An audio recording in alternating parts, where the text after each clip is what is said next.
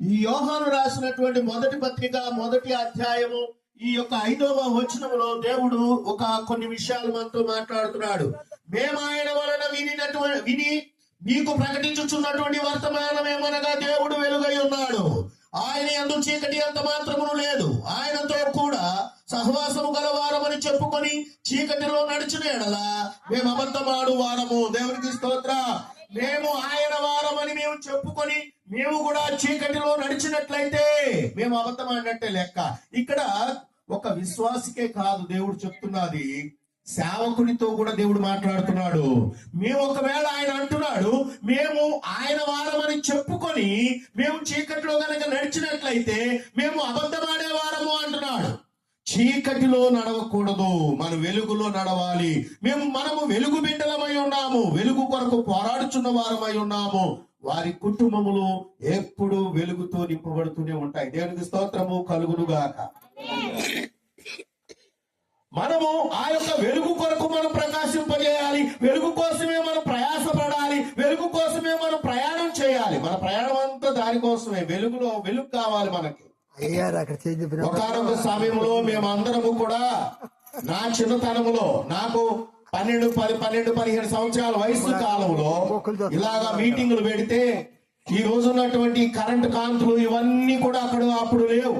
మేము బయటకు వెళ్ళేటప్పుడు మేము ఎలా వెళ్ళేవాళ్ళం అంటే, మా చేతుల్లో పెట్రోమాక్స్ లైట్లు ఇచ్చేవాడు. పెట్రోమాక్స్ లైట్లు ఇస్తే దానికి గాలి కొట్టి దానికి మళ్ళీ ఒక లైట్లు వేసి పెడితే అక్కడ ఒక లైట్ అక్కడ ఒక లైట్ అక్కడ ఒక లైట్ పెట్టుకొని ఉండేవాళ్ళం. ఇలాంటి మీటింగులు జరుగుతూ ఉంటే ఆ కాంతి, ఆ వెలుగు వాళ్ళంత బ్రహ్మాండంగా అనుకునేవాళ్ళం. ఈ రోజున మనం చూస్తే ఇలాంటి అద్భుతమైనటువంటి వెలుగులు కనపడుతున్నాయి మనకి. దేవునికి స్తోత్రం కలుగును గాక. మా భాష గారు బయలుదేరుతా ఉంటే వాళ్ళ వెనకాల డ్రమ్ము పట్టుకునేది ఒకళ్ళు, కంచెలు పట్టుకునేది ఒకళ్ళు.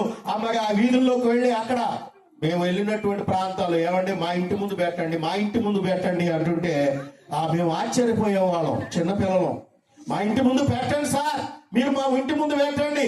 మేము అనుకునేవాళ్ళం ఇలాగే ఎప్పుడో ఒకసారి, ఆ నెలకొకసారి అట్లాగెళ్ళి ఎక్కడో చోట పెడదాం అంటే, మేము ఆ విధంగా ప్రయాణం చేస్తే మా పాస్టర్ గారితో వాళ్ళు అనేవాళ్ళు, అయ్యా మీకు నెలకొకసారి కాదు, మా వీధిలో వారం పెట్టండి, వారానికి ఒక రోజు వచ్చి పెట్టండి, మా ఇంటి ముందు మా ఇంటి ముందు మా ఇంటి ముందు. అసలు ఎంత బ్రహ్మాండంగా జరిగి ఒక పండగలాగా ఉండేది మాకు. దేవుడికి స్తోత్రం కలుగునుగాక.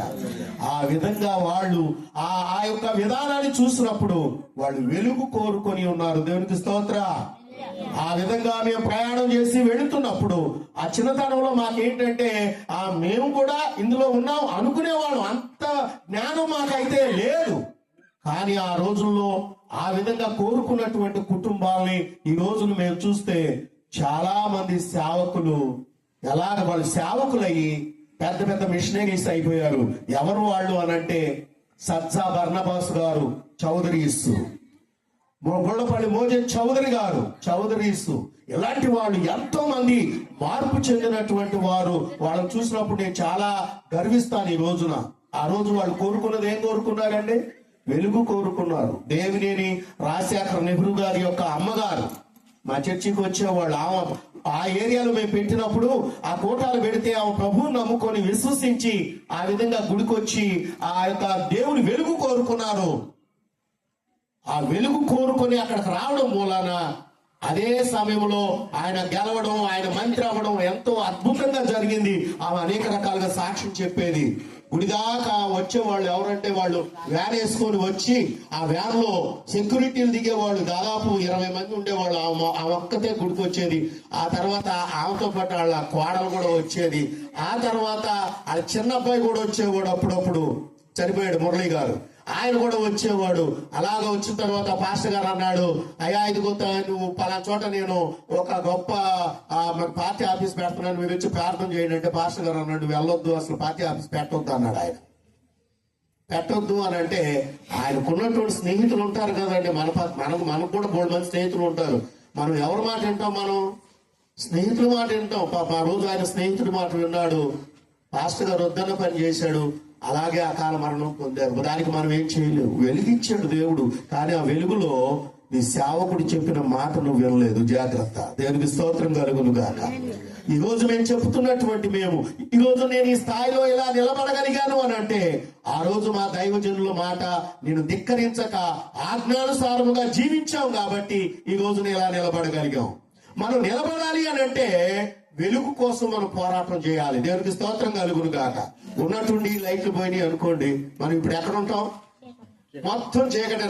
మీ మొఖాలు నాకు కనపడవు, నా మొఖం మీకు కనపడదు, అసలు ఏది కనపడదు. అక్కడ దాకా ఎందుకు ఎంత వెలుగున్నా ఆ సిస్టర్ గారు అక్కడ కూర్చుంటే నాకు కనపడతలేదంట.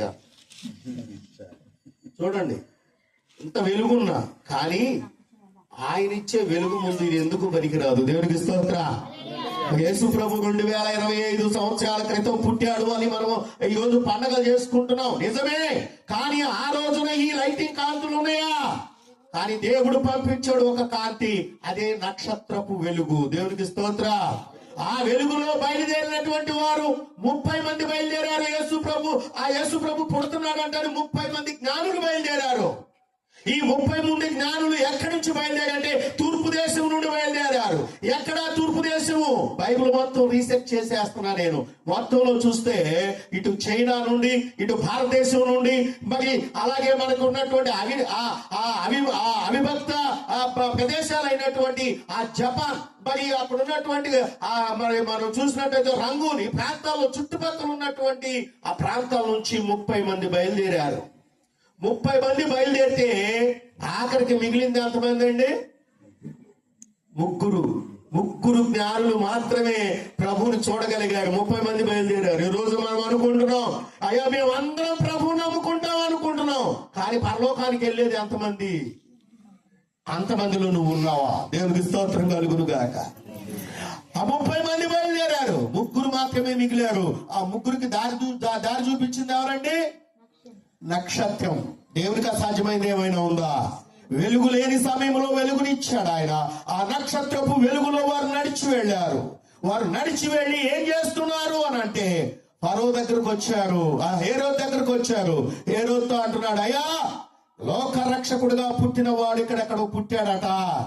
అయ్యా ఇదిగో ఆ యొక్క మార్గం మాకు చూపిస్తే మేము వెళ్ళి ఆయన పూజిస్తాం అన్నారు. ఏం చేస్తామన్నారు?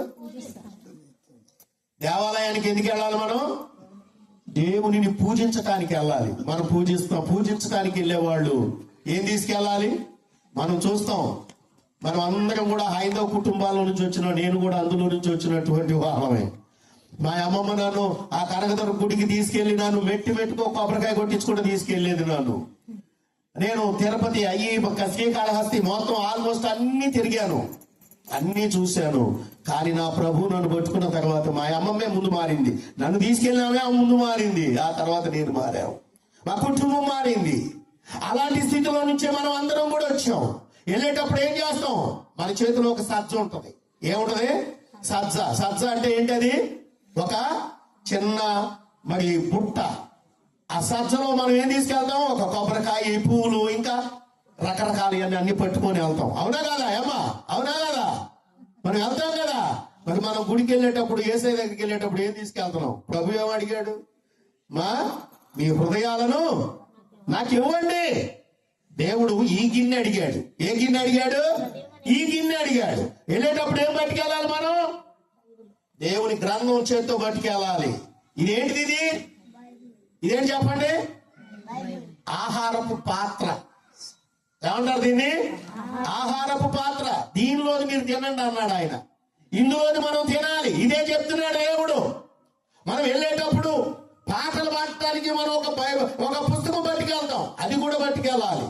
దాంతో పాటు అంటాడు, నీవు జ్ఞాని అయితే ఒక పుస్తకం, ఒక పెన్ను కూడా పట్టుకెళ్ళు అన్నాడు ఆయన. జ్ఞాని ఏం చేయాలంట? ఒక పుస్తకం, పెన్ను రాసుకోవడానికి వెళ్ళాలి. మనం రాసుకుంటే ఈ వాక్యం ఎక్కడుంది చూడండి. ఇక్కడ మనం పశువులు మేపేటువంటి వాళ్ళని అడిగితే చెప్తారు, ఆవులు, ఎడ్లు ఇవన్నీ కూడా తీసుకొని వెళ్ళి మన పొలాల్లో తీసుకెళ్లి మేపుతాం. ఏమంటే అవునా కదా? అవి మేసిన తర్వాత ఆ ఎడ్లు గాని ఆవులు గాని తిన్న తర్వాత అక్కడ మొత్తం గబగబా మొత్తం తినేస్తాయండి. అయ్యి అంటే మొత్తం తింటాయా? మనం తిన్నట్టుగా నోట్లోంచి వెళ్తాయి. కానీ ఇక్కడ గంగడోలు అని ఒకటి ఉంటుంది, దానికి ఒక తిత్తి ఉంటుంది. ఆ తిత్తిలోకి వెళ్ళిపోద్ది, మొత్తం కడుపులోకి వెళ్దాటికి. అవి వచ్చిన తర్వాత పండుకున్న తర్వాత అవి నోటిలోకి తెచ్చుకొని నెమరు వేస్తాయి. దేవునికి స్తోత్ర. అందుకని ఆయన అంటాడు, నీవు పశువులను చూడు, అవి ఏం చేస్తున్నాయో గమనించు అన్నాడు. మనం వాటిని చూసి నేర్చుకోవాలి. మనకు జ్ఞానం ఉంది, మేము మాట్లాడగలుగుతున్నాం, మాకు అన్ని తెలుసు మనం అనుకుంటున్నాం. ఇంకేం తెలియదు. మనకి జ్ఞానం కావాలంటే పశువులను చూసి నేర్చుకోవాలి. నీకు జ్ఞానం కావాలంటే పక్షులను చూసి నేర్చుకోవాలి. ఒక కాకి ఎక్కడన్నా కింద పడిపోయిందంటే ఎన్ని కాకులు వస్తాయండి? అసలు చుట్టుపక్కల ముందు ఆ కాకి తిరిగేటప్పుడు మిగతా కాకులు కనపడతాయా మనకి? మనలాంటి మనిషి ఎవడన్నా ఒక చోట పడిపోయాడంటే బైక్లు వేసుకొని కార్లు వేసుకొని వెళ్తానే ఉంటాం, కానీ మనకెందుకులా వెళ్ళిపోతాం. ఎవడన్నా అక్కడ ఆగుతాడా? మనం దేన్ని చూసి నేర్చుకోవాలి? ఇప్పుడు పక్షులను చూసి మనం నేర్చుకోవాలి. దేవునికి స్తోత్ర. దేవుని యొక్క వాక్యం వినాలంటే ఎవరిని చూసి నేర్చుకోవాలి? పశువులను చూసి నేర్చుకోవాలి. దేవునికి స్తోత్రం కలుగును గాక. వాటిలో ఉన్నటువంటి జ్ఞానం. అందుకనే పుస్తకం పెన్. ఎందుకంటే ఆ ఆవులు ఎడ్లు ఏ విధముగానైతే ఆహారం తిని ఇంటికి వచ్చిన తర్వాత నెమరు వేస్తాయో, నీవు ఇంటికి వెళ్ళిన తర్వాత కూడా ఆ వాక్యాలు ఒక్కొక్క దాన్ని చూసుకుంటూ బైబుల్ తెరిచి చదివి నీ కడుపు నింపుకోవాలి. అది దేవుడు చెప్తున్నాడు. అప్పుడు దేవుడు ఆ వెలుగును అప్పుడు ఇస్తాడు మనకు. అంతేగాని గుళ్ళోకి వెళ్ళామండి, వాక్యాన్ని విన్నామండి, నేను వచ్చాను అండి అంటే వెలుగు రాదండి. ఆ వెలుగు రావాలి అని అంటే నువ్వు చేయాల్సింది ఏమిటి? వాక్యాన్ని నెమరు వేయాలి. దేవునికి స్తోత్ర. ఈ రోజున చాలా మందిని మనం చూస్తా ఉన్నాం, నెమరు వేయటం వాళ్ళ చేత కావట్లా, నెమరు వేయలేకపోతున్నారు. అలాగే మనం చూసినట్లయితే మన పిల్లల్ని ఇందాక ఫస్ట్ లో చెప్పాను మీకు, భూతకాలము, వర్తమాన కాలము, భవిష్యత్తు కాలము. భవిష్యత్తు కోసం నీ పిల్లలను పెంచేటప్పుడు స్కూల్కి పంపిస్తున్నావు. స్కూల్కి వెళ్ళినటువంటి పిల్లలు మళ్ళీ ఇంటికి వచ్చిన తర్వాత ఏం చేయాలండి? ఇంటికి వచ్చినాక ఏం చేయాలి? ఏం చేయాలి? స్కూల్లో చెప్తారు, ఏమంటారు? ఒకటి చూసి రాత, ఒకటి చూడకుండా రాత, రెండోది 10 మందులు చదివి మాకు వచ్చి స్కూల్లో అప్పచెప్పాలి. ఇవన్నీ ఉంటాయి అక్కడ, ఇవన్నీ ఉంటాయి. వాళ్ళు ఇంటికి వచ్చిన తర్వాత కూడా ఆ స్కూల్లో పుస్తకాలు తీసుకొని కూర్చొని చదువుతా ఉంటారు. తల్లిదండ్రులు కొంతమంది, ఏంట్రా స్కూల్కి వెళ్ళి వచ్చావు కదరా మళ్ళీ ఏంట్రా అంటే, అమ్మ నీకు తెలియదులే. పిల్లోడు ఏమంటాడండి? అమ్మ నీకు తెలియదులే, నాకు హోంవర్క్ ఉంది, నాకు ఇంకా స్కూల్లో అవి ఇచ్చారు, నేను చదవాలి అని అంటాడు. ఏ చదువులో వీళ్ళు వచ్చిన కానీ అక్కడ చదువు అంటే పుస్తకాలు లేదు, ఇక్కడ పుస్తకాలు లేదు, ఒక్క పననే చేయడు అని అంటాం. మన పిల్లల్ని తిడతాం, అవునా కాదా? మన పిల్లలు మనం తిడతాం, కానీ వాడి భవిష్యత్తు కోసం వాడు చేస్తున్నాడన్న సంగతి మర్చిపోతాం. అలాగునే మనము కూడా గుడికి వెళ్ళాం కదా అని చెప్పేసి గుళ్ళోనే ఉండటం కాదు. ఇక్కడ కూడా మనం చేయాల్సింది ఏమిటి అని అంటే, ఇంటికి వచ్చిన తర్వాత కూడా మనము ఏం చేయాలి? మనం నెమరు వేయాలి. మళ్ళీ పుస్తకం తీసి చదవడమే. భోజనం చేసావు, కూసేపు కూర్చున్నావు, నీ మనసంతా కూడా నేను చదవాలి, దాన్ని ఇంకా నేర్చుకోవాలనేటువంటి స్థితిలో నీవు ఉన్నట్లయితే వెలుగు నీ ఇంటికి వస్తుంది, వెలుగు నీలోకి వస్తుంది. దేవునికి స్తోత్రం. వెలుగు బిడ్డలు అవుతారు. మనం వెలుగును సంపాదించుకోవాలి. వెలుగు దాని అంతటికి అది రాదు. నేను ఇందాక వచ్చినప్పుడు కూసేపు నిల్చున్నాను. ఈ వెలుగు బాగా ప్రకాశంగా ఎలగడం కోసం ఆయన అనేక రకాలుగా వైర్ని దాన్ని తీశాడు, కట్ చేశాడు, ఇంకేదో చేశాడు, అవి చేశాడు, ఈ చేశాడు, ఇక్కడికి వచ్చి కొన్ని టేపులు వేశాడు, ఇవన్నీ చేశాడు. ఆ వెలుగు వెలగడానికి కొంత టైం పట్టింది. అక్కడ అంత శ్రమ తీసుకుంటేనే వెలుగు వచ్చింది ఇక్కడ. మరి మనం ఆ వెలుగును మనం సంపాదించుకోవాలంటే ఇంకెంత శ్రమ పడాలి? మన దేవుని గ్రంథాన్ని మనం చదువుతున్నామా? మనం దేవుని గ్రంథం చదివి చదివి చదివి చదివి నువ్వు ఎంత చదివినా చదవడం గొప్పతనం కాదు, తినడం గొప్పతనం. దేవునికి స్తోత్రం. వాక్యాన్ని వినాలా తినాలా? చెప్పండి. ఇప్పుడు వాక్యాన్ని వినాలా తినాలా? వాక్యము తినాలి. దేవునికి స్తోత్రం. అప్పుడే మన కడుపు నిండుద్ది. వాక్యం వింటే ఈ చెవితో వింటే ఈ చెవితో వెళ్ళిపోతే దానివల్ల ఉపయోగం లేదు. వాక్యమును నువ్వు తినాలి. నువ్వు తింటేనే ఆ ఎద్దు వలే, ఆ ఆవు వలే మనము కూడా మనం బలిష్టంగా తయారవుతాం. దేవునికి స్తోత్రం. ఇటువంటి దేవునికి పిల్లలారా, ఈ రోజున మనం వెలుగు సంపాదించుకోవడానికి దేవుడు ఒక మంచి అవకాశాన్ని మనకి ఇచ్చాడు. ఈ యొక్క వెలుగును మనం సంపాదించుకున్న వారమై అనేకులకు మనం వెలుగును చూపించేవారిగా ఉండాలి. నీవు ఈ రోజున వెలుగును సంపాదించుకొని మరొకరికి నువ్వు నీ వెలుగును ప్రకటించేవాడిగా ఉండాలి. ఈ వెలుగులో నేనున్నాను అని చెప్పుకునేలాగా ఉండాలి. అదే దేవుడు కోరుకుంటున్నాడు. దేవునికి స్తోత్రము కలుగును గాక. హల్లెలూయా. చూడండి, మరొక మాటను నేను మీకు చూపిస్తాను. ప్రియ దేవుని పిల్లలారా, ఇంకొక మాట అక్కడే 2వ అధ్యాయము 10వ వచనం, తన సహోదరుని ప్రేమించువాడు వెలుగులో ఉన్నవాడు, అతని యందు అభ్యంతర కారణమేమీ లేదు. ఎవరిని ప్రేమించాలంట? మనము తన సహోదరుని ప్రేమించాలంట. ఈ రోజున మనం ఎవరిని ప్రేమిస్తున్నామండి? మన పక్కన ఉన్నోడిని ఎవరిని ప్రేమించడం. అక్కడ దాకా ఎందుకండి? సొంత అన్నదమ్ములు, అక్క చెల్లెళ్ళుగా ఒక తల్లి కడుపులో పుట్టినటువంటి వాళ్ళనే ఒకరికొకరు ప్రేమించడం చేతకాని రోజుల్లో ఉన్నాం మనం. ఈ రోజున అమ్మ కన్న తల్లికి 4 బిడ్డల కన్నదంటే ఏ కొడుకు ఎక్కువ తింటాడో, ఏ కొడుకు తక్కువ తింటాడో, ఏ కూతురు ఎక్కువ తింటదో, ఏ కూతురు తక్కువ తింటదో ఆ తల్లికి మాత్రమే తెలుసు. ఎందుకంటే ఆమె వడ్డించేటప్పుడు పిల్లలకి ఎవరికి ఎక్కువ పెట్టాలో ఎవరికి తక్కువ పెట్టాలో ఆమె తెలుసు. అవునా కాదా? అప్పుడు వీడు తినలేడు, వీడి వల్ల కాదు, ఆడు తింటాడు కదా అని చెప్పి ఒక ముక్క ఎక్కువ వేసింది అనుకోండి, చేపల కూర వండుకొని ఆడు ఎక్కువ తింటాడు కానీ అంత అన్నం కొంచెం ఎక్కువ పెట్టి ఒక ముక్క ఎక్కువ వేసింది అనుకోండి, ఈడు ఎట్టాగో తినడం ఏం చేస్తాడు? నీకు ఆడంటే నీ ప్రేమలే, నా మీద నీకు ప్రేమ లేదులే, వాడికి ఎక్కువ పెడతావులే అంట. పోనీ వీడికి పెట్టాడు, తింటాడు అంటాడు, తిండ మళ్ళీ. అర్థమవుతుందా మీకు నేను చెప్పేది? ప్రేమ తల్లికి తెలుసు, ఆ ప్రేమ తన బిడ్డలు ఎవరు ఎలా తింటారో. కానీ వాడిలో ఉన్న స్వార్థం లేక వాడిలో ఉన్నటువంటి చీకటి ఆ కుటుంబాలను ఏం చేస్తున్నారు మాట? గలిబిలి చేస్తుంది. అవును, మా అమ్మ చేసింది కరెక్టే కదా, నేను తినగలిగినంత నా అమ్మ పెట్టింది అనుకోవట్లేదు. ఇక్కడే మన ప్రేమ లేదు. కానీ యేసయ్య దగ్గరకు వచ్చినాక నీ పొరుగుని కూడా ప్రేమించమంటున్నాడు దేవుడు. దేవుడికి స్తోత్ర. నిన్ను వలె నీ పొరుగు వారిని ప్రేమించు అన్నాడు. అదే దేవుడు పెట్టినటువంటి ప్రేమ. ప్రియమైన దేవుని పిల్లలారా, మన పిల్లల్లోనే అనేకమైనటువంటి వ్యత్యాసాలు ఉంటాయి. కూతుర్లు ఉన్నారు, కూతుర్లకి వాళ్ళు చదువుకుంటా ఉన్నారు. చదువుకుంటే తల్లికి తెలుసు ఏ బిడ్డకు ఏ డ్రెస్ వేస్తే బాగుంటుందో, ఆ అమ్మాయికి ఏం కొనిస్తే బాగుంటుందో. తల్లికి చిన్నప్పటి నుంచి కూడా చూస్తూ ఉంటది. అరే ఈ పిల్ల బాగా చదువుకుంటుంది కదా అని ఒక మంచి డ్రెస్ కొని ఇచ్చింది అనుకోండి, పక్కన ఉన్నటువంటి చెల్లెలు గాని అక్క గాని చూసి ఓర్చుకుంటారు ఈ రోజుల్లో? చెప్పండి. వాళ్ళు ఏం చేస్తారు? అవును, నీకు ఆ కూతురు అంటే ఇష్టంలే, నేను లేదు, నువ్వు నన్ను కనలేదులే అంటే ఇవి ఎక్కడో దొరికింది, ఏ దెబ్బలోనో లేకపోతే ఏ కుంటి కాడ దొరికితే తెచ్చుకున్నాం మనం. ఆ తల్లేగా కన్నదే. కానీ ఆమంటేనే ఇష్టంలే అంటారు. పెళ్లిళ్ళ దగ్గర కూడా గొడవలు అవుతాయండి ఇక్కడ. దానికేమో అంత కట్నం ఇచ్చావు, పెళ్లి చేసావు, దానికేమో ఆ నగలు కొనిచ్చావు, ఈ కొనిచ్చావు. ఏంటిది? తల్లిదండ్రులకు ఎప్పుడు ఎక్కడ ఏది ఉంటుందో ఆ బిడ్డలకు ఆ సమయంలో దాన్ని కొనివ్వడానికి వాళ్ళ అదృష్టం ఉంటే దేవుడికి స్తోత్రం. మనము కూడా ఇక్కడ మనం చూస్తున్నటువంటి వాక్యంలో కూడా దేవుడు అదే అంటున్నాడు. తల్లి వలె మీ మనసు ఉండాలి అన్నాడు. ఎలా ఉండాలంట మనకి? ఇప్పుడు తల్లి మీద నిందలు వేయలేదండి, కొడుకులు కూతురులు వేసేగా లేదా? మనం చూసేటప్పుడు కూడా మన మీద కూడా వేస్తారండి నిందలు. రానివ్వండి నిందలు, దేవునికి స్తోత్ర. నిందను భరించువాడు ధన్యుడు. ఆమేన్. నిందను భరించువాడు ధన్యుడు. ఎందుకంటే మనలో కపటము లేదు, మనలో ఈర్ష్య లేదు, మనలో పగ లేదు, మనలో ఏ విధమైనటువంటిది లేదు కనుక మనం వాళ్ళు వేసేటువంటి నిందలకి మనం ఏమాత్రం కూడా భయపడకూడదు. మరి ఏమాత్రం కూడా భయపడటం లేదు. మనం భయపడాల్సినటువంటి పని లేదు. ప్రియ దేవుని పిల్లలారా, మనం అందుకనే దేవుడు అంటున్నాడు, నీవు ఆ విధముగా ఉండటం దేవునికి ఇష్టము కాదు. దేవుని యొక్క ప్రేమను నువ్వు పంచాలి. ఇక్కడ ఆ ప్రేమను పంచడానికి దేవుడు ఇక్కడ అంటున్నాడు, తన సహోదరుని ప్రేమించువాడు ఎక్కడున్నాడంట? వాడు వెలుగులో ఉన్నాడట.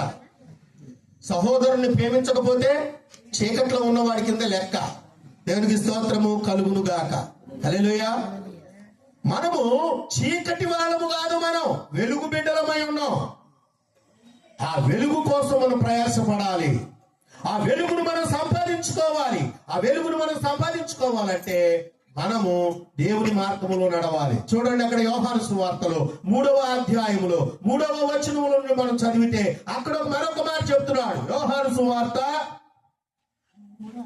3వ అధ్యాయము 3వ వచనములో నుండి, ప్రియమైనటువంటి దేవుని పిల్లలారా, అందుకు యేసు అతనితో ఒక మాట అంటున్నాడు, ఒకడు క్రొత్తగా జన్మించితేనే గాని. ఎలా జన్మించాలంట మనం? అంటే ఎలా జన్మించాలి? కొత్తగా జన్మించాలంట. క్రొత్తదనం కావాలి. దేవునికి స్తోత్రం. క్రొత్త ఏడు మొదలు పెట్టేను, ఇప్పుడు ఈ రోజున మనం కొత్త ఏడు మొదలు పెట్టాను అని మనం పాటలు పాడుకున్నాం. కొత్త సంవత్సరం వచ్చిందని అందరూ కూడా బ్రహ్మాండమైనటువంటి ఫ్లెక్సీలు పెడుతున్నారు, లైటింగ్ వేస్తున్నారు. కొత్త సంవత్సరానికి బోల్డ్ అని చేసుకుంటూ వస్తున్నాం. కానీ నీ హృదయంలో క్రొత్తదనం ఉందా? నీ హృదయంలో క్రొత్తదనం ఉందా? దేవుడు అడుగుతున్నాడు. అందుకని అంటున్నాడు, ఒకడు క్రొత్తగా జన్మించాలి అన్నాడు. క్రొత్తగా జన్మించడం అంటే నూతన సృష్టిగా ఉండాలి. దేవునికి స్తోత్ర. ఎలా ఉండాలి మనము? నూతన సృష్టి. ఒక పసిబిడ్డ మన ఇంట్లో బిడ్డ పుట్టింది అని అంటే ఆ బిడ్డకి ఇది కొత్త సంవత్సరము, ఇది పాత సంవత్సరము, వీళ్ళు మనకి మన విరోధులు, వీళ్ళు మనల్ని ప్రేమిస్తున్నారు, వీళ్ళు మా వాళ్ళు అనేటువంటి ఆ స్థితి ఏమైనా ఉందా? వాళ్ళకి తెలుసామా? చిన్నపిల్లలకు, పసిబిడ్డలకు తెలుసా? తెలీదు. పుట్టడం వరకే వాళ్ళకి తెలుసు. పుట్టడం వరకే వాళ్ళకి తెలుసు. ఆ మిగతా అన్ని కూడా మనకు తెలుసు. ఆ బిడ్డకి ఏమీ తెలియదు. తల్లి అక్కడ పడుకోబెడితే అక్కడే పడుకుంటాడు. ఆ తల్లి డ్రెస్ వేస్తే అదే వేసుకుంటాడు. లోపలైతే లోపల, బయట అయితే బయట. వాడు ఎక్కడైనా అడ్జస్ట్మెంట్ అయిపోతాడు. కొత్తగా జన్మించేవాడు కూడా ఎక్కడున్నా మనం అడ్జస్ట్మెంట్ అయిపోవాలి. దేవుడికి స్తోత్రం కలుగును గాక. హల్లెలూయా. మనం ఎక్కడున్నా కూడా ఏమైపోవాలి? మనము అడ్జస్ట్మెంట్ అవ్వాలి. నూతన జన్మ అన్నాడు. ఇదే ప్రసంగాన్ని దాదాపు 50,000 మందిలో చెప్పిన ప్రసంగం ఈ రోజున మీకు ఎంతమంది ఉన్నారు నా ముందు? కనీసం తిప్పి కొడితే ఒక 20-30 మంది ఉన్నారండి. ఇప్పుడు నేనేం చేయాలి? అక్కడున్నా అదే చెప్పాలి, ఇక్కడున్నా అదే చెప్పాలి. అడ్జస్ట్మెంట్ అవ్వాలి. అదే నూతన జన్మకు దేవుడిచ్చిన వరం. దేవుడికి స్తోత్ర. ఒకడు క్రొత్తగా జన్మించితేనే గాని అతడు దేవుని యొక్క రాజ్యమును రుచి చూడడని మీతో. దేవునికి స్తోత్ర. మనం కొత్తగా జన్మిస్తేనే దేవుని రాజ్యం కోసం, దేవుని యొక్క రాజ్యానికి నేను వెళ్ళాలి అని అంటే 10 మంది ఉన్నా అదే వాక్యం చెప్తాను, 100 మంది ఉన్నా అదే వాక్యం చెప్తాను, అక్కడ 1,00,000 మంది ఉన్నా కూడా అదే వాక్యాన్ని చెప్తాను. అడ్జస్ట్మెంట్ అవ్వాలి. ఫ్లెక్సిబుల్ అంటారు. ఫ్లెక్సిబుల్ అంటే ఎక్కడికక్కడ అడ్జస్ట్మెంట్ అయిపోతూ ఉంటుంది. అది ఎంత లాభంలోడు వేసుకున్నా కూడా ఆడికి సరిపోద్ది, బక్కోడు వేసుకున్నా కూడా సరిపోద్ది. అంటే కారణం ఏంటి? ఫ్లెక్సిబుల్. సేవకులు కూడా, దేవుని పిల్లలు కూడా,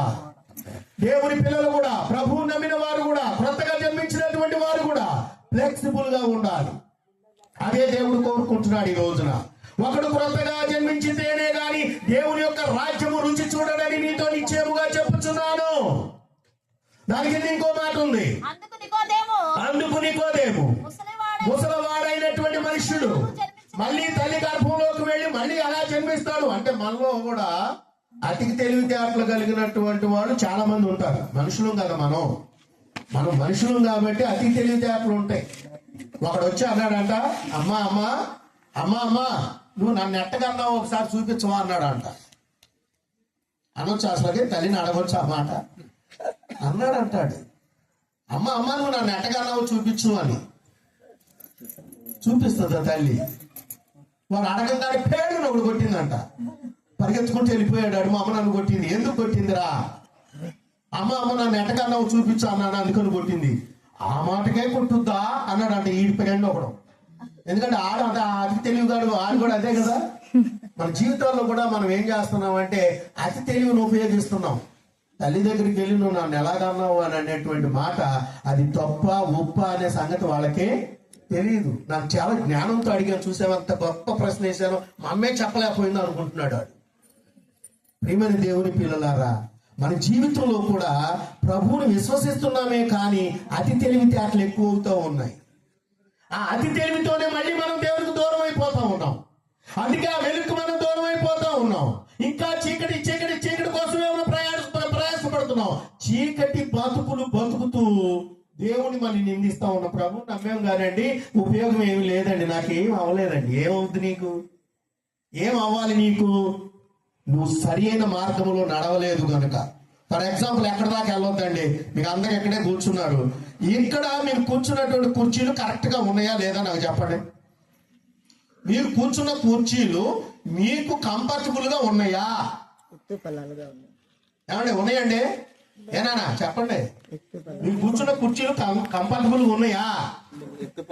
లేవు. ఎందుకు? భూమి ఎత్తు పల్లాలుగా ఉండడం వలన మనం కూర్చున్నా కూడా మనం హ్యాపీగా కూర్చోలేకపోతున్నాం. కారణం ఏంటంటే, ఒకవేళ ఇటు కూర్చుంటే ఇటు ఒరిగిపోద్దేమో, అటు కూర్చుంటే అటు ఒరిగిపోద్దేమో. అంటే మన జీవితాలు కూడా ఎలా ఉన్నాయంటే ఎత్తు పల్లాలుగా జీవిస్తున్నాం మనం. దేవునికి స్తోత్ర. నీవు సరైన మార్గంలో నడిస్తే దేవుని యొక్క రాజ్యమును విడిచి చూడకపోవు. నువ్వు సరైన మార్గంలో నడిస్తే ఖచ్చితంగా పరలోక రాజ్యానికి నువ్వు వారసుడు అవుతావు. నువ్వు సరైన మార్గంలో నడిస్తే ఆ వెలుగు బాటలో నిలబడతావు. నీవు లేకపోతే చీకటి మనల్ని ఆవరిస్తుంది. దేవునికి స్తోత్రము కలుగును గాక.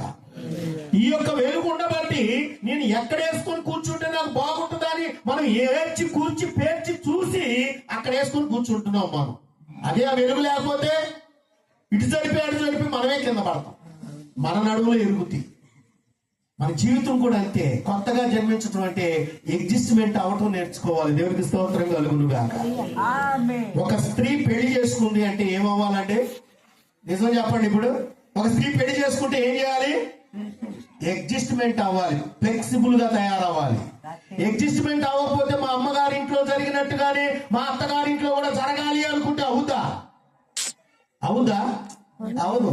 ఎందుకంటే ఇక్కడ పద్ధతులు వేరు, అక్కడ పద్ధతులు వేరు. ఇక్కడ అంటే మీ అమ్మ నిన్ను భరిస్తుంది, అక్కడ నిన్ను భరించరు. దేవునికి స్తోత్ర. ఇక్కడ మీ అమ్మ నిన్ను భరిస్తుంది, ఎందుకంటే కళ్ళ కడుపు కాబట్టి.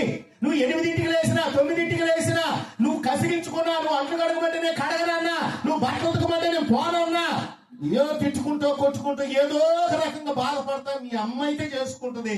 పెళ్ళైన తర్వాత అత్తగారు భరించాలంటే భరించదు, అమ్మ భరిస్తుంది, ఆడి భరించదు. నా ఇంట్లో జరిగినట్టుగా జరగాలి అంటే అక్కడ జరగదు. మనం లోకంలో ఉన్నప్పుడు నాకు జరిగింది, నేను ఇలా మొత్తం స్వేచ్ఛగా ఉన్నాను అని అంటే అది కొంచెం కుదరదు. అక్కడ ప్రభువులోకి వచ్చిన తర్వాత కూడా మనం అడ్జస్ట్మెంట్ అయిపోవాలి. దేవునికి స్తోత్రం కలుగును గాక. అడ్జస్ట్మెంట్ లేకపోతే కుటుంబాలు కూడా గడవండి, కుటుంబాలు కూడా బాగుపడవండి. ఇక్కడ ఉన్నటువంటి ఆ స్త్రీ అడ్జస్ట్మెంట్ అవ్వాలి. అయినప్పుడే ఆ కుటుంబాలు వెలుగుతో నింపబడతాయి. ఆ కుటుంబాలు ఎప్పుడు కూడా వర్ధిల్లుతూ ఉంటాయి. మన జీవితంలో మనం చూస్తాం, ఆడపిల్ల ఎలాగో క్రైస్తవ్యం కూడా అలాగేనండి. దేవునికి స్తోత్రం కలుగును గాక. అడ్జస్ట్మెంట్ అవ్వాలి. అడ్జస్ట్మెంట్ అవ్వకపోతే అది జీవితం కాదు.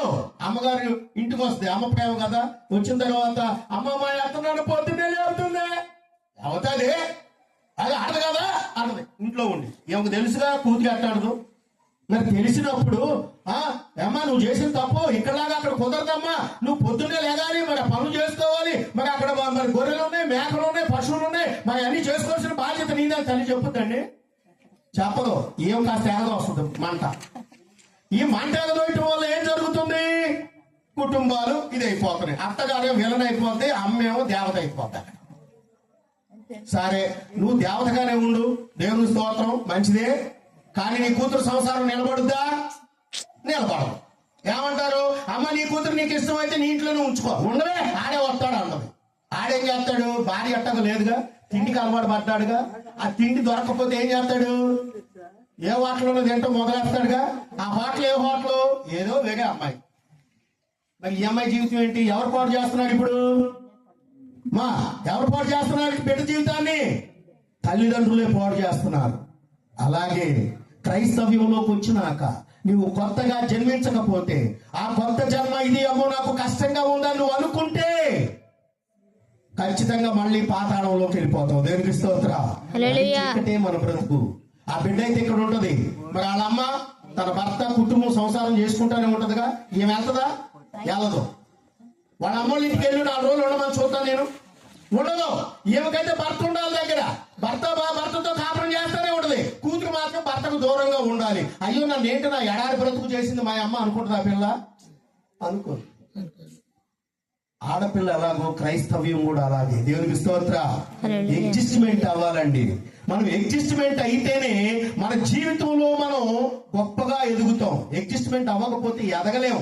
ఏ మనిషి అయినా ఎదగాలి అని అంటే ఆటుపోట్లు చూస్తూనే ఉండాలి. మనం ఆటుపోట్లు చూస్తూనే ఉండాలి, ఆటుపోట్లు భరిస్తూనే ఉండాలి. ఆ విధంగా కొనసాగాలి. అప్పుడే నిజమైన వెలుగులో నువ్వు ప్రవేశిస్తావు. దేవునికి స్తోత్రము కలుగును గాక. హల్లెలూయా. నిజమైన వెలుగు ఉండెను, ఆ వెలుగు లోకములోనికి వచ్చెను. కానీ మనుషుల క్రియలు చెడ్డమైనందున వాళ్ళు ఏం చేస్తున్నారంట? 3వ అధ్యాయం 19వ వచనం చదువమ్మ. యోహాను సువార్త 3వ అధ్యాయం 19వ వచనం.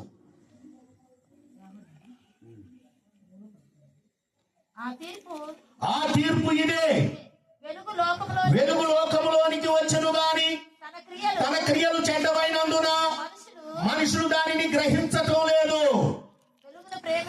వాళ్ళను వెలుగును ప్రేమించడం లేదు, వారు చీకటినే ప్రేమిస్తున్నారు గనుక, వాళ్ళు దుష్కార్యాలు చేసేవాళ్ళు గనుక వాళ్ళు వెలుగును ప్రేమింపక తన క్రియలు దుష్క్రియలుగా కనబడుచును. దేవునికి స్తోత్రము కలుగును గాక.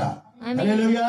ఇక్కడ నా తీర్పు ఇదే, వెలుగు లోకములోనికి వచ్చును గాని తమ క్రియలు చెడ్డమైనందున మనుషులు వెలుగును ప్రేమింపక చీకటినే ప్రేమించి దుష్కార్యము చేయు ప్రతివాడు వెలుగును ద్వేషించును. తన క్రియలు దుష్క్రియలుగా కనబడుకున్నట్లు ఆ వెలుగు నొద్దకు రాడు. ఎక్కడికి రాడంట? ఎందుకు రాడు? మన క్రియలన్నీ చెడ్డయి కదా. చెడ్డ క్రియలు ఉన్నాడు వెలుగులోకి ఎట్ట వస్తాడు? ఇద్దరు అమ్మాయి ఒక అబ్బాయి ప్రేమించుకుంటున్నారు అనుకుందామండి. వాళ్ళు ఎక్కడి నుంచో ప్రేమించుకుంటారు? అబద్ధం అనుకోండి, చెప్పండి.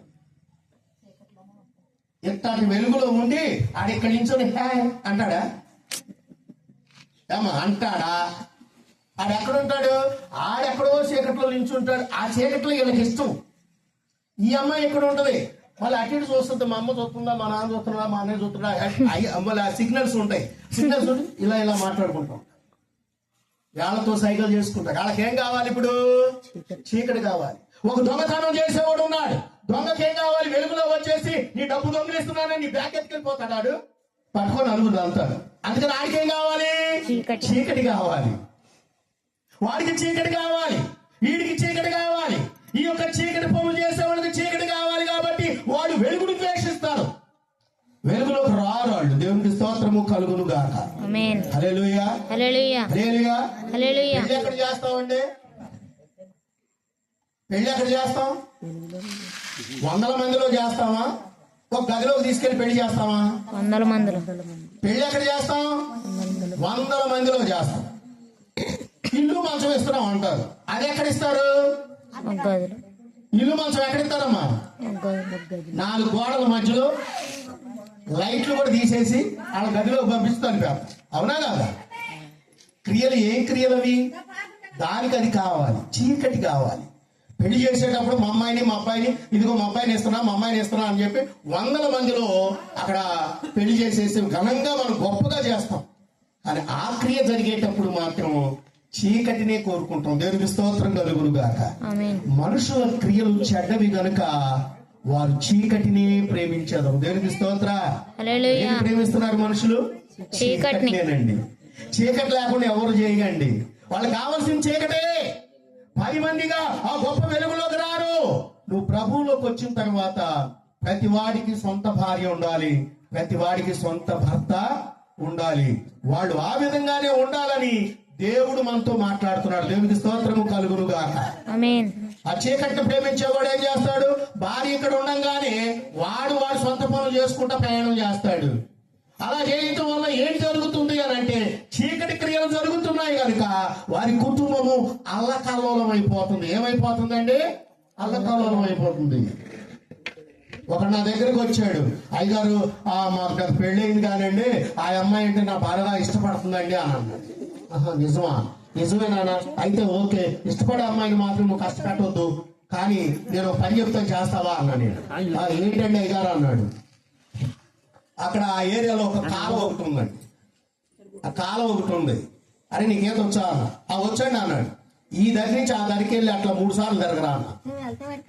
3 సార్లు తిరగరా అంటే ఇక్కడి నుంచి అటు వెళ్ళాడు, మళ్ళీ అటు నుంచి కాదా యారా అన్న.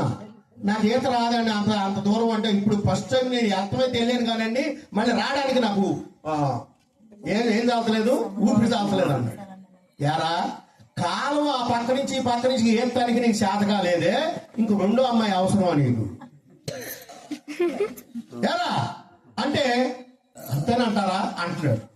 మరి పెచ్చోడా, ఉన్నదాంతో సంతృప్తి పడరా. దేవునికి స్తోత్రం కలుగును గాక. ఆమేన్. దేవుడు నీకు ఇచ్చినటువంటి భార్య ఈ కాలం లాంటిది. ఈ కాలమే ఈదలేనోడివి ఇంకొకటి ఎందుకురా నీకు, అది నేను ఎక్కడో ముంచేస్తా. దేవునికి స్తోత్ర. హల్లెలూయా. మన జీవితంలో మనం చూస్తే ప్రియ దేవుని పిల్లలారా, ఈదతో నేర్చుకోవాలి. ఎక్కడ? బైబిల్ గ్రంథములో. దేవునికి స్తోత్ర. దేవుని వాక్యాన్ని ఈదు. దేవుడు గొప్ప గొప్ప కార్యాలు చేస్తాడు. చీకటిని వెనకొద్దు, చీకటి మార్గంలో నడవద్దు. చీకటి నిన్ను అదా పాతాళానికి తీసుకొని వెళ్తుంది, అది మంచిది కాదు. చీకటి కంటే వెలుగు చాలా ముఖ్యం. దేవునికి స్తోత్రం కలుగును గాక. కొన్ని దినాలు అయిపోయిన తర్వాత, 1 సంవత్సరం 2 సంవత్సరాలు అయిపోయిన తర్వాత వాళ్ళ ఆవిడని తీసుకొని వచ్చాడు. ఆ అమ్మాయి నా దగ్గరికి వచ్చి నా 2 కాళ్ళ మీద పడి, అయ్యగారండి వందనాలండి అంది. ఆ అమ్మాయి అప్పుడు దాకా ప్రభు అంటే ఏంటో తెలియదు. ఆ అమ్మాయికి ప్రభు తెలియదు. ఆ అమ్మాయి వచ్చింది, నా కాళ్ళ మీద పడింది. అయ్యా నువ్వు దేవుడు పోయాంది. ఏంటమ్మా నువ్వు ఏంటి అని అన్నా. నేను ఇతను భార్యనండి. మీరు ఏదో చెప్పారంట, మా ఆయన మారిపోయాడు, నేను కూడా మారిపోయానండి. నేను ప్రభువు నమ్ముతాను. దేవునికి స్తోత్రం కలుగును గాక. ఆమేన్. వాళ్ళ కుటుంబం ఇప్పుడు బ్రహ్మాండంగా. ఆ కుర్రోడికి 4 పిల్లలు. 4 పిల్లలు. మరి పిల్లల పెళ్లిళ్ళు కూడా చేశాడు ఈ మధ్య. వాళ్ళ సంసారం ఎంతో బ్రహ్మాండంగా సాగింది. మనం ఏం చేయాలంటే, మనం దేవుని పిల్లలం గనక వాడికి అర్థమయ్యే భాషలో మనం నేర్పించాలి. అంతేగాని తప్పురా అన్నాను అనుకో, వాడు నా జోలికి వస్తాడా? వాళ్ళు వచ్చేవాడా? చెప్పండి. రాడు. నేను తప్పు అని చెప్పను. నిజమేరా నువ్వు చేసింది మంచిదే అని చెప్తా. నేను మంచిదే అని చెప్పి వాడికి కొన్ని సూచనలు చేస్తా. ఆడ అక్కడికి వెళ్ళాక ఆ పని చేయలేడు. దేవునికి స్తోత్రం కలుగునుగా. ఆమేన్. ఏముండాలి మన దగ్గర? సమయస్ఫూర్తి ఉండాలి. ఏముండాలి చెప్పండి? అప్పటికి చెప్పాలంటే సమయస్ఫూర్తి ఉండాలి. లేకపోతే ఆవిడ ఏ మాట పడితే ఆ మాట చేయడు. ఒక ఆమె ఉందంట, పెళ్ళైన తర్వాత ఏమండి ఏరుండి మొగుడా దాసించ మొగుడా అంటుందంట. ఆహా మా ఆవిడేంటి ఏరుండమంటుంది కదా అనుకున్నాడు వీడు. ఏరుంటే ఏదో గొప్పగా ఉంటుంది అనుకుంటున్నాడు. సరే ఏరే కాపురం ఎక్కడికో తీసుకెళ్లి పెట్టారు. పెట్టిన తర్వాత వీడు అన్నాడంట, నేను పొద్దున్నే పనికి వెళ్తున్నానమ్మా, నువ్వు అర్జెంటుగా నువ్వు నాకు ఇలా ఏమైనా సార్ రోజు పని చేస్తుంది, ఒళ్ళలిసిపోతుంది, గారెలు చేసి పెట్టవాలి. నీకేంటి బ్రహ్మాండంగా చేసేస్తా. నీకు అది ఎవరు పెద్ద ఇదే బ్రహ్మ విద్య నాకు తెలీదా? నీకెందుకు నువ్వు వెళ్ళాడు డ్యూటీకి అన్నారు. ఆ పనికి వెళ్ళిపోయాడు. పాపం పొలం పనికి వెళ్ళిపోయాడు. పొలం పనికి వెళ్ళి పని చేసుకొని వస్తానికి వెళ్ళాడు. మరి ఏం చేయాలి ఇప్పుడు? ఒక ఆమె దగ్గరికి వెళ్ళింది. మా ఆయన గారెలు అడిగాడు, గారెలమ్మా దేంతో చేయాలి అని అన్నాడు. పెచ్చమోకందానా మినుములు తీసుకొచ్చి అన్నాడు. ఓ అది నా దగ్గర తెలుసు అని వెళ్ళిపోయిందంట. వెళ్ళిపోయి ఏం చేసింది? ఆ మినుములు తీసుకొచ్చింది కానీ ముందు పెట్టుకొని కూర్చొని చూస్తుంది. ఏం చేయాలో తెలియట్లా. ఒరే మినుము అమ్మా ఏంటమ్మా అంటే, పెచ్చమోకందానా వాటిని తిరగల్లో ఇసిరి అందంట. ఓ నాకు తెలుసు అని వెళ్ళిపోయిందంట. మళ్ళీ తిరగలో వేసి తీసుకుంటుంది. ఇసిరి నాకేం చేయాలో తెలియట్లా. రోజులు గడిచిపోతున్నాయి. ఆ పాపం పనికి వెళ్ళాడు, సాయంత్రం వచ్చేస్తాడు. గడిచిపోతుంది, సమయం గడిచిపోతా ఉంది, టైం అయిపోతా ఉంది. మళ్ళీ వెళ్ళింది. వదిన ఏమనుకో మాకు ఇసుగాను కానీ ఏం చెప్పు చెప్పించుకోకుండా నానబెట్టాలి అన్నంట. ఓ నాకు తెలుసు వెళ్ళిపోయిందంట. అంటే ఇంకా మైండ్ సెట్ ఎలా ఉంటుంది ఈ రోజున? అరే బైబుల్ చేతికి ఇస్తే అదే తెలుసు మొత్తం చదివేస్తా, నాకు అన్ని తెలుసు అండి. నేను ఏం చదివానుకున్నా, నేను BA చేశాను, లేకపోతే MA చేశాను, PhD బైబిల్ తెలియకపోవడం అంటే మొత్తం చదివాను నేను అంటాడు. అందులో ఒక వాక్యం తీసి చెప్పరా ఇదేంట్రా అంటే, ఈ వాక్యం ఇందులో కూడా ఉందా అంటాడు. ఎందులో చూసినట్టు. అసలు బైబిల్ లోతు గాని ఎత్తు గాని వెడల్పు గాని ఎవరికి తెలియదు. కానీ నాకు అన్ని తెలుసు అంటాడు. అన్ని తెలుసు అన్నోడికి ఏం తెలియదు, అది గుర్తుపెట్టుకోవాలి. ఇప్పుడు నాకు అన్ని తెలుసు అన్నోడికి ఏం తెలియదు. సరే అది అయిపోయింది.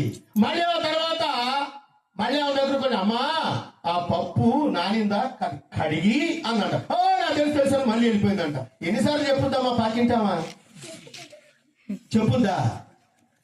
మళ్ళీ వస్తుందేమో చూసింది, నిజంగానే వచ్చింది. వదినా మరి నేను కడిగాను కానీ అన్నాడ. ఓ ఏం లేదు, రోడ్లో వేసేసి 2 సేపు ఉప్పు తీసుకొచ్చి మొత్తం కలిపి గుల్పేసి వేసేసి అయిపోయింది అని మొత్తం గబగబా అని చెప్పిందంట. ఓ ఇంతేనా అనుకుంది. ఆ గారెల పిండి ఎంతో తెలియదు, ఎంత ఉప్పేయాలో తెలియదు. 2 సేర్లు ఉప్పేయమంట. మొత్తం వేసింది, రుబ్బి చేసేసింది. గారెలు వేరే కాలం వస్తున్నాయి, ఏంటో మరి తెలియదు. అలా ఆయన వచ్చిన తర్వాత ఇదిగోండి గారెలని పెట్టింది. ఆ నోట్లో పెడితే ఒట్టు. ఏరున్న కాపురాలు ఎట్లా చూసారా? తెలీదు, ఏదో సాధించేద్దాం అనుకుంటారు.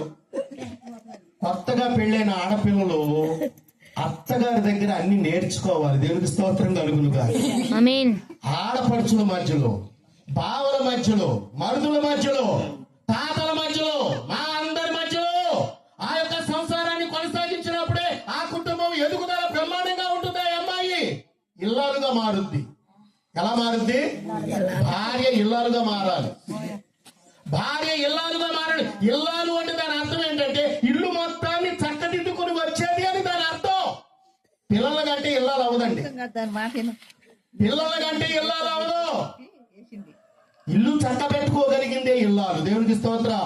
హల్లెలూయా. అందుకని అంటారు ఇల్లు చూద్దునా ఇంటి ఇల్లాలను చూద్దునా అన్నాడంట. ఏం చూడాలి ఇప్పుడు?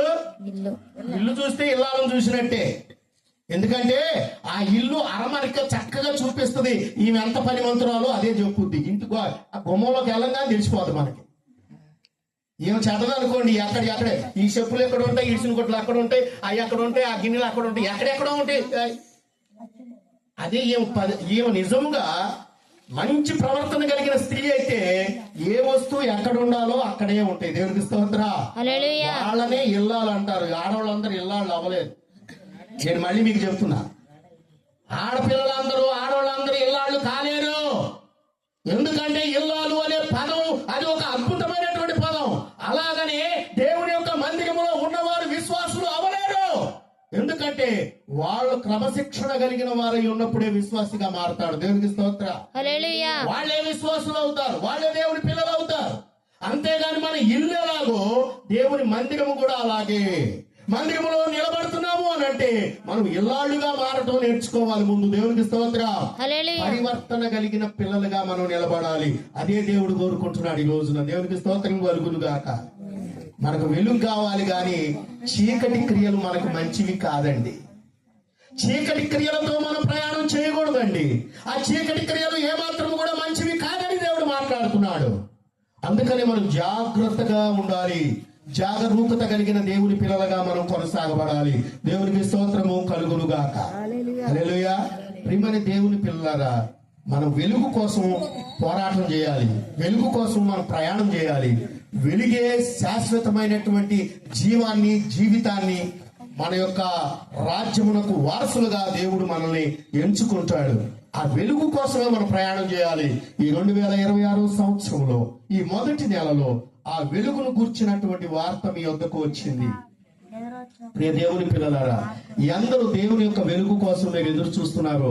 ఆ వెలుగు యొక్క విధానంలో మీరు నడవాలని మీ అందరికీ కూడా మనవి చేస్తున్నాను. దేవునికి స్తోత్రము కలుగును గాక. హల్లెలూయా. ఆ వెలుగు కోసం మనం ప్రయాణం చేయాలి. ఆ వెలుగే మన జీవన విధానం, ఆ వెలుగే మన జీవన పోరాటం, ఆ వెలుగే మన యొక్క జీవితానికి ఒక మంచి పునాది. ఆ వెలుగును మనం ఆశిస్తూ ముందుకు సాగుదాం. దేవుడు తన పరిశుద్ధ వాక్యం స్తోత్రం. ప్రార్థన చేద్దాం. మమ్మలను మీకిలిగా ప్రేమించిన మా పరలోకపు తండ్రి, పరిశుద్ధుడా ప్రభువానికి స్తుతులు స్తోత్రాలు వందనాలు చెల్లించుకుంటూ ఉన్నాము నాయన. ఈ ప్రియకుమారుడు నీ లోకానికి రక్షకుడుగా జన్మించినటువంటి యేసుక్రీస్తు వారి పుణ్యనామములో ప్రభువా, మీ బిడ్డలముగా, మీ దాసులముగా, మీ సేవకులుగా, మీ దూతలుగా, మీ పరిచర్యలో భాగముగా తండ్రి, ఇదిగో నాయన 2026 సంవత్సరంలో నాయన ఇదిగో ప్రభువా, మరి నాయన ఇదిగో ప్రభువా నీకు స్తోత్రాలు చెల్లించుకుంటున్నాను. ఈ ప్రాంతంలో నాయన మీ బిడ్డలు నాయన అయ్యా ఇదిగో తండ్రి మీ దాసులు అయ్యా ఇదిగో ప్రభువా యేసు దాసు గారు నాయన ఇదిగో వారి యొక్క నాయన సతీమణి గారు వారి ఎంతో ప్రయాసంతో ప్రభువా అయ్యా ఇదిగో తండ్రి ప్రాంతంలో వారు ఈ యొక్క సువార్త కూడికను పెట్టి ఉన్నారు. ఆయన నీ బిడ్డలకు నాయన ఈ యొక్క వెలుగును ప్రకాశింప చేయండి.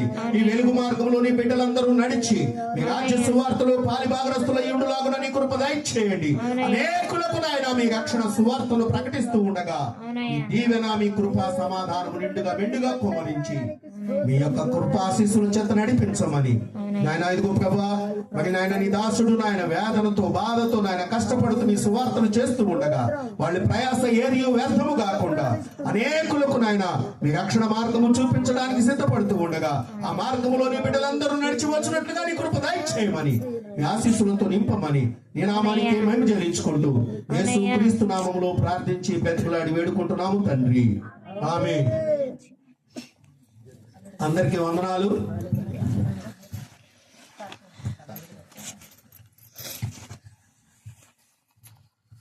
దయచేసి ఒక్క నిమిషం మనం మౌనం వహించినట్లయితే